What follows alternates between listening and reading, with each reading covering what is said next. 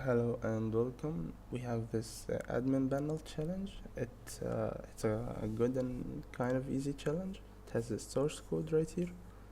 Okay, as we can see, this app has a flag that we have to retrieve. The flag is in the admin panel, and we need to log in to get it.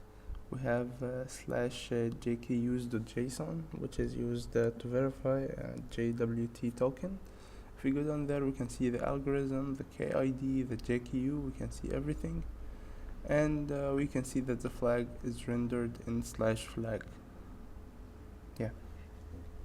Okay, good. Now we need to access this, but we have to be an admin, and we don't have the admin token. As you can see, this is how it verifies the JWT here. And our payload.username, so our username in the JWT has to be admin. This is all easy because we have they left the private and public keys open to the public. I have no idea if this was intentional or not, but I think it is. So if we go to the jkeys.json, we can see our KID here. Okay, great.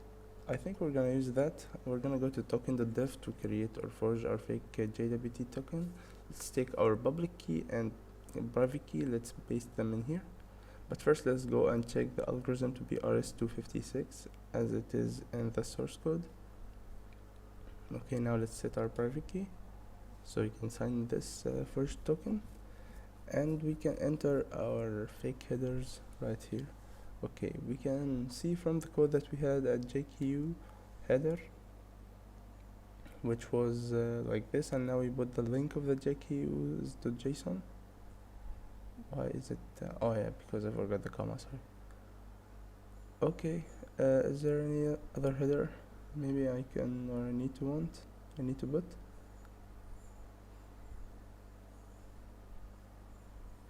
Well, let me check.